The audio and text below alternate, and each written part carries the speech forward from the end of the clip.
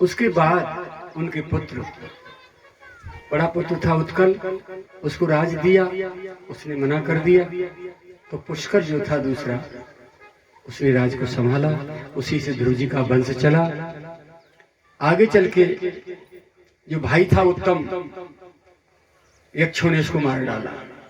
तो ध्रुव जी ने पूरी सेना से चढ़ाई की यक्षलोक पर और बहुत यक्षों को मार डाला। तब उनके बाबा मनु जी प्रकट हुए। अलम वत्सात रोषेण तमो द्वारेण पापमना। बेटा, ये क्रोध जो है पाप की जड़ है, पाप का घर है, क्रोध को शांत करो। तुम्हारा एक भाई मरा और तुमने कितने मार डाले। ध्रुव जी 36 वर्ष का राज करके उसके बाद फिर बद्रिकाश्रम जाते हैं, वहां तपस्या करते हैं। समय आने पर फिर भगवान के पार्षद आते हैं, विमान आता है और उसको वो विमान में बैठ के जब आगे बढ़ते हैं, विमान में बैठने के लिए ध्रुव जी तैयार होते हैं। तो काल भगवान कहते हैं, क्योंकि बिना इस देह से, बिना काल को स्वीकार किए कोई व्यक्ति जा नहीं सकता। तो काल ने आकर ये कहा, बोले मैं आपकी सीढ़ी बन जाता हूँ, मेरी पीठ पे पैर धर के आप विमान में चढ़ जाइए, तो स्पर्श माना जाएगा, बाकी मर्यादा उल्लंघन नहीं हो सकती। और आप काल की गति से आगे जा चुके हैं, इसलिए काल आपको बांध भी नहीं सकता, मैं आपको बांध नहीं सकता, लेकिन मेरा स्पर्श कर जाइए। तो ध्रुव जी बोले उन पार्षदों से, मेरी माँ कहाँ है, माँ को तो बुला लो। तो पार्षदों ने कहा, देखो वो विमान जा रहा है ना आगे आगे, माँ आपसे आगे जा रही है विमान में, वो है ना माँ, पीछे पीछे आपका विमान। ऐसे करके भगवत धाम को पहुंचे। वैकुंठ के दरवाजे पे ध्रुव लोक है। रात को तारे निकलती हैं, सप्तऋषि होते हैं, एक खटोला सा, देखिए ऐसे बराबरी में 4 होंगी तारे, और फिर 3 ऐसे होंगी।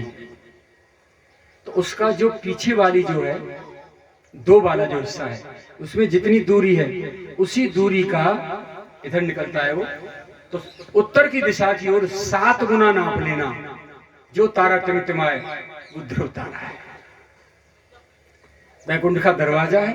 ध्रुव जी का पावन चरित्र गाया तो बहुत जाता है, लेकिन कथा बहुत बड़ी है, समय बहुत कम है, इसलिए छू छू के जा रहा हूँ। फिर टांगन ने तो पकड़ ही लेता है, चरित्र छोड़ना रे, देर तो खूब लगा ही रहे।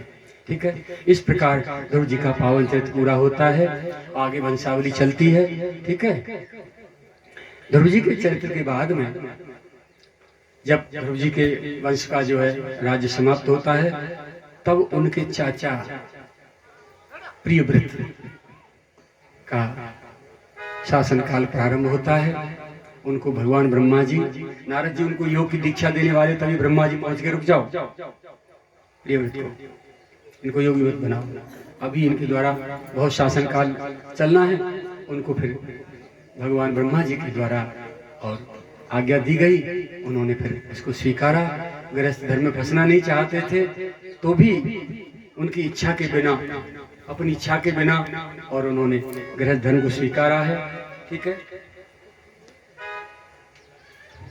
अब पंचम स्कंद में हम प्रवेश करते हैं और बहुत काम की चीज बता देता हूँ, स्पर्श करके नमन करता हूँ पंचम स्कंद को। 28 नरकों का वर्णन है इसमें। आज 28 नरकन के नाम सुन ले, क्योंकि कल 6वां स्कंद, 7वां स्कंद, 8वां स्कंद और 9वां स्कंद, 4 स्कंद की कथा मेरे को। और 9वें स्कंद के लिए तो मुझे राम जी का चरित्र है, उसमें पूरे 4 दिन चाहिए कम से कम, और मोह ना मिलेंगे 4 घंटा। तो 28 नरकों का वर्णन। 28 नरक कौन कौन से हैं, कौन कौन से कर्म करने वाला व्यक्ति किस किस नरक में जाता है, ये मैं आपको सुना देता हूं।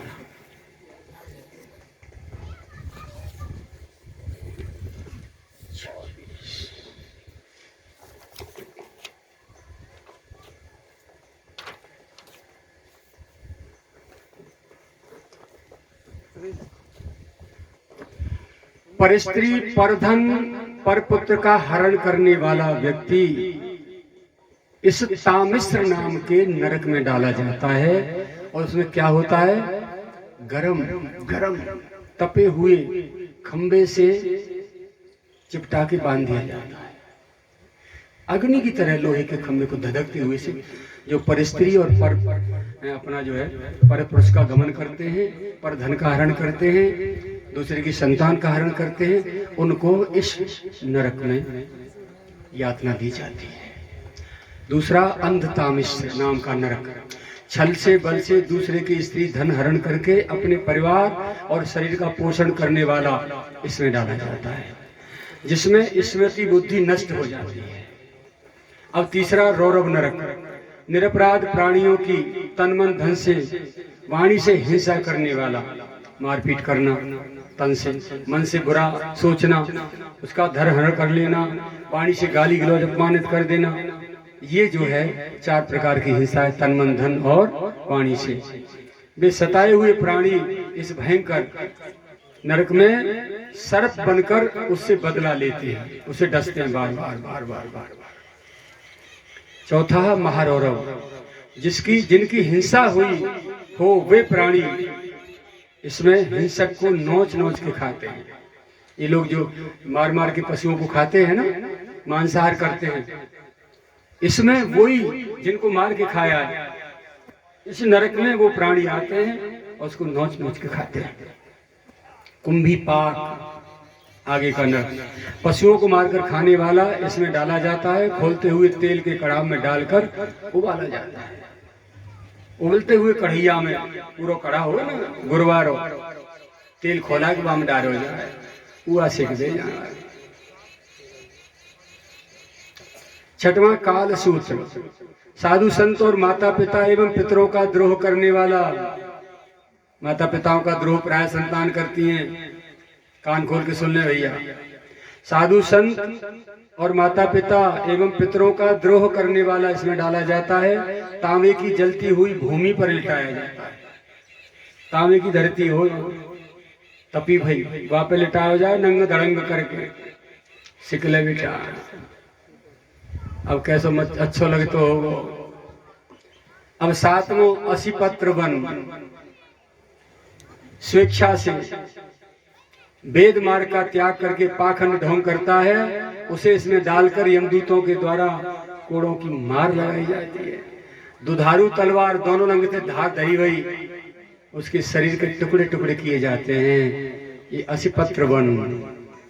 8वां सूकर मुख, जो राजा सज्जन पुरुष को अन्याय से शरीर दंड देता है, शारीरिक दंड, जो राजा अन्याय पूर्वक जो है बेचारे किसी भले आदमी को दंडित करता है, वो राजा इस नरक में गिराया जाता है। उसे इसमें डालकर कोलू में पेला जाता है, गन्ना की तरह रस निकाल दिया जाए।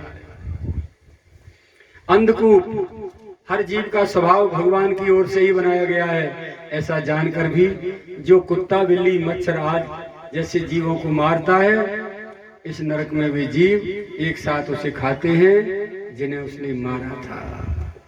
अब तुम मच्छर खाओ, मारे ना मच्छर ने, ध्यान कर लो। मच्छर की औकात है, चटाक पटाक मत करो बात, कपड़ा तो उड़ा दो करो नहीं। भैया पर भाई पड़ोसी कहो हो रहे जय लियो, हमें तो खून कान खाए पी रो है, मासन ने खून ने खाए पी रो है। अब कृमि भोजन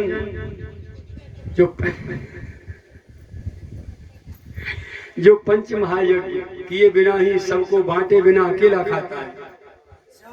अकेलो खा जाए तो खा ले, पड़ोसन को छोड़ा ठाड़ो देख लो है, खा ले।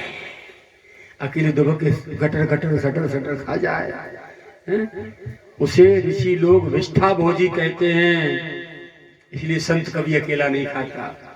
भले 4 रोटी और आदमी आ जाए 40 टुकड़ा बांट बांट खागो को बचेगो तो सबते पीछे लेगो, नहीं तो ना लेगो। सच्चे संत की पहचान ये है। तो वह जो अकेलो दुबक के खा जाए, का खा रहा है, व्यास पीठे कहना सकता खा रहा है। विष्ठा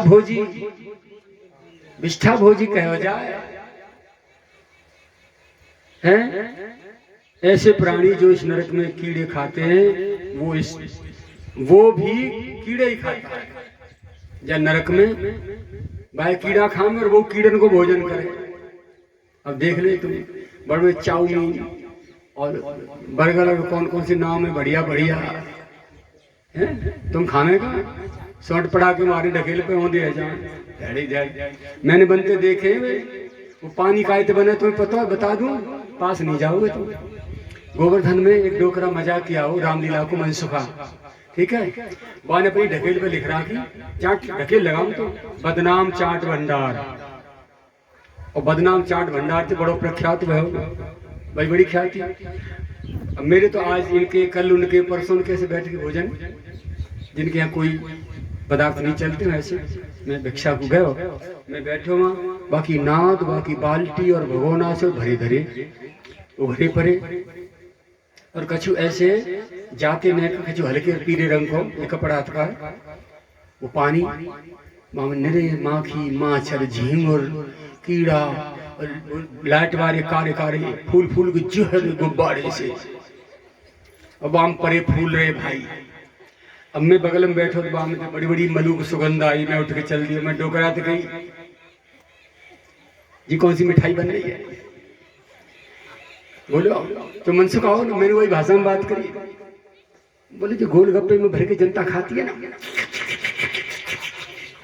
अब गुब्बारे से मोड़े कर लिया, बड़े टेस्ट से खावे जी, बुनका तैयार है मन के तेरो सत्यानाश है, छई छापड़ी छोटे छोटे बच्चा ने निरे फोड़ा फोड़ी चेहरान पर निकलेंगे, निरे इन्फेक्शन होंगे, आंतन में घाव होंगे, जी तो क्या करो, बोले जनता है महाराज, बोझ भारी है, मरन दो सिटन दो, मनसुखा हो ना रामलीला को। और यहाँ के बिना जनता है स्वाद ना आवे, मैंने छान के ढक के कपड़ा थे, मैंने बना के ले जाना शुरू करो, तो बहुत सी तो जो कह रही बाबा हाँ आजकल की तरह टेस्ट नहीं आ रहा है, तो भैया मेरी बेटी कर लेते टेस्टफुल बना लाऊंगा, अब जी सबर और टेस्ट है तो वे कीड़ा खाने पड़े वहां नरक में, और वो कीड़ा खाओ वो कीड़ा नहीं खावे, ऐसे मलू शॉर्ट पड़ा के मत खाया करो, घर बना ले। 10 लीटर पानी भरो, ठीक है, नींबू हो तो आधी किलो नींबू निचोड़ दो वहां में, और नहीं हो तो सूखे आमरे ले आओ बाजार से, रात को घरा दो और सवेरे मिक्सी में डाल के नहीं पानी डाल के पीस दो चटनी सी, और झट छोड़ दो पानी में, बढ़िया कारोन डालो, ठीक है, और हींग को तुमा में तड़का लगाओ, जीरो धनिया डालो, पुदीना डालो, बढ़िया बढ़िया है, मोड़े पानी आ गया भाई साहब, कपड़ा लगा रहा सबने मोड़े में पहने के काना तेरी मुरली ने, रुक जा भैया, मुरली मत बजा मेरे बहने मत जानते। तो ये वो कीड़ा खाता है, अपने घर बना लो, या पानी है और पड़ा के सेको, पूरी सेको ना, छोटी काई को ठोक ठोक के भर भर के ले ना सर, पूरा गाल गुब्बारा है जाए, देख के सोचा डर पे जाए बाहर के पड़ोसी, ऐसे बढ़िया पड़ाके बनाओ, पड़ाके पड़ाका है, और भरो पानी में, एक लोटा पानी आ जाए और ठोक के मोड़े में दे दो चक, और चून में डाल लो, कहा बताओ जब फूलेंगे तुम्हारे बता दो, गेहूं के चून में चावल पीस के डाल लो, और कछु ने घोर के पानी में बमरू को गोंद डाल लो, और मोमन डाल के बाद पीस के, और जैसे तुम मिला के जैसे सेकोगी ना, अरे पूरी झुकेगी, हम फूलती चली जाएगी, और वो छत्ते तक जाके फूल जाएगी करैया में, तो दूसरी को नंबर नहीं आवे, और मेरी मैया बैठी है चश्मा वाली, ये कहीं में धन्य है जाएगी। अच्छा अब आगे चलो,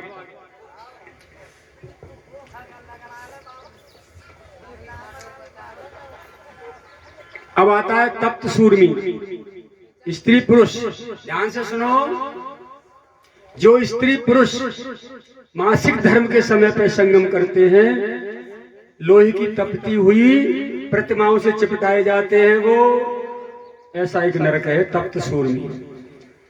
संदंश बलपूर्वक दूसरों की चोरी डकैती करता है, उसके शरीर को इसमें डालकर अग्नि पिंड और संदंश द्वारा छत विछत किया जाता है, गोद्यो जाए।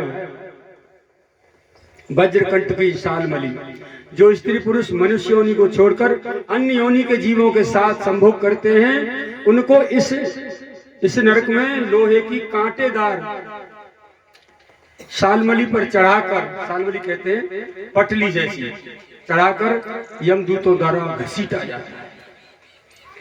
अब आता है बैतरणी। जो व्यक्ति उत्तम कुल में जन्म लेकर भी धर्म को दूषित करता है और हड्डी मांस पीव और मलमूत्र से भरी हुई इस नदी में हिंसक जीव जंतु से खाते हैं। 15वां पुयोद। जो लोग अपनी कुलवंती नारी को छोड़कर अन्य स्त्रियों से गमन करते हैं वे इस विष्ठा पीव और कब से भरे नरक में पड़े पड़े इन्हीं पदार्थों को खाते हैं। कैसे बढ़िया बढ़िया माल मिल रहे हैं, सुन नहीं समझ रहे। प्राण रोध। जो ब्राह्मण गधा कुत्ता पालता है वो इस नरक में यमदूतों के तीर के शिकार होते हैं। अगला विश्वसन। जो यज्ञ में पशु हिंसा करते हैं इनको यमदूत इस नरक में अंग चूर चूर कर देते हैं। लाल भक्ष। ब्राह्मण कुल में पैदा हुआ व्यक्ति कामातुर होकर अपने ही कुल में पैदा होने वाली स्त्री से, अपने ही वंश में अपने गोत्र की नारी से संभोग करता है, उसे वीर से भरी हुई इस नदी में गिराकर वीरपान करना पड़ता है। 19वां सर्मयादन। लूटपाट डकैती करने वाला राजा या राजनेता लोग इस नरक में गिराकर वज्र से भी कठोर दाढ़ों वाले कुत्तों से चबाए जाते हैं। अवीचिमान। जो गवाही देने में झूठ बोलता है, क्रय विक्रय में कम तोलता है, दान देते समय मिथ्या बोलता है, उसे यमदूत 100 योजन ऊंचे पर्वत से नीचे सिर करके पत्थर से कठोर भूमि वाले इस नरक में बार बार गिराते हैं। एक बार में घटा को रह जाएगा बचाओ का, बार बार गिराते हैं।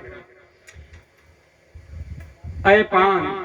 जो ब्राह्मण और उसकी पत्नी जाने अनजाने में शराब पीते हैं उनको इसमें यमदूत छाती पर पैर रखकर शीशा पिलाते हैं। क्षार कर्दम। जो अधम होकर भी अपने को बड़ा मानता है और घमंड करके अपने गुरुजनों का अपमान करता है वो जीता हुआ मुर्दे के समान पुरुष इस नरक में अनेकों प्रकार की यातनाएं भोगता है। आगे रक्षोगण भोजन। जो लोग दूसरों के प्राण लेकर देवी देवताओं की बलि देते हैं और पशुओं का मांस खाते हैं वे इस नरक में उन्हीं पशुओं द्वारा तलवार से काटे जाते हैं। शूलप्रोत। बनिया ग्राम के पशु पक्षियों को अनेकों प्रकार से सताते हैं, उनको इस नरक में डालकर यमदूत सूली पर चढ़ाकर भूखे प्यासे मारते हैं तथा लंबी लंबी चोंच वाले पक्षी मार मार कर झरझर कर डालते हैं। दंतसूख। जो लोग उग्र स्वभाव के से प्राणियों को भयभीत करता है उसे इस नरक में 7 5 मुख वाले सर्प चूहे की तरह निगल जाते हैं। अवट निरोध। जो लोग किसी भी प्राणी को गड्ढा कुआं या गुफाओं में बंद करके मार डालते हैं उनको इस नरक में डालकर बंद कोठरी में धुएं से दम घुटाकर यातना दी जाती है।